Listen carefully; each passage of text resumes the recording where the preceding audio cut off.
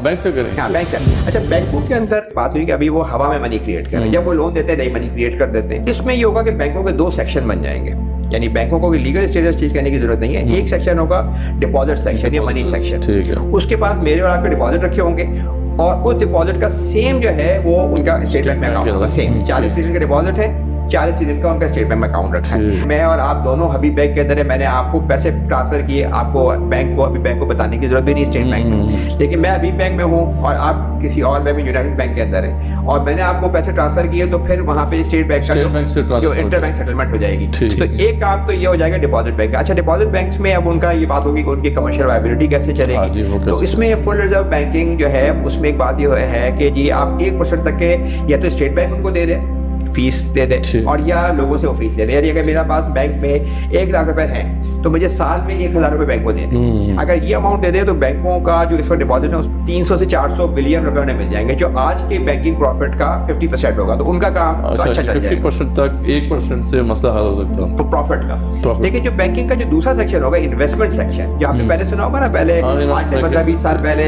Picking हुआ करता था और कई पाकिस्तान के बैंक होते थे, ये लोगों से पैसा लेते थे। अब वो पैसा आपके पास अवेलेबल नहीं होगा, वो पैसा लेके इन्वेस्ट किया प्रॉफिट लॉस की बेसिस पे। तो जो बैंकों का इन्वेस्टमेंट सेक्शन होगा वो क्या करेगा, हमारे जो फुल रिजर्व बैंकिंग में जो डिपॉजिट सेक्शन पे आपको कुछ पैसे नहीं मिल रहे हो। अब आप कहेंगे डिपॉजिटर्स को अभी तो 10-12% मिल रहा है, ये आपके सिस्टम में क्यों खत्म हो गया? बिल्कुल उसकी वजह ये है कि जो बैंकों का जो रिजर्व होगा उस पर भी उसे कुछ नहीं मिल रहा होगा, तो ना वो मिल रहा होगा ना वो दे रहे होंगे। लेकिन आपको क्या फायदा? आपको फायदा ये है कि अभी आपको मिल रहा है 10%, ठीक है, लेकिन नुकसान आपकी मनी का कितना हो रहा है? 10 से ज्यादा हो रहा है। अगर एवरेज देखें आप, इन्फ्लेशन कभी 20 हो जाती है, कभी 15 होती है, आजकल कम है। एक जगह ही नहीं होगी, आपकी जो मनी है वैल्यू जो है बरकरार रहेगी, तो ये कि आपको ओवरऑल फायदा ही होगा। हाँ, और वैल्यू के साथ साथ आपकी जो है प्रोटेक्शन रहेगी। अगर आज कोई बैंक रन कर जाए, पाकिस्तान में तो सारे बैंक बहुत बड़े बड़े हैं तो हमने इतने रन देखे नहीं है, लेकिन अमेरिका में हर थोड़े में रन होते हैं बैंक, तो रन होता है तो फिर आपको पता है कि आपकी जो है वो जो सिर्फ आपको इंश्योरेंस जो है वो आपको पैसे मिलेंगे, बाकी आप और इंश्योरेंस के लिए भी आप 6 महीने इंतजार करेंगे। इस वक्त पाकिस्तान में खाली इंश्योरेंस की लिमिट है 1 बिलियन रुपए तक के, 1 बिलियन। तो उससे ऊपर अगर आप किसी के ज्यादा पैसे इन्वेस्टमेंट रखे हुए हैं तो फिर वो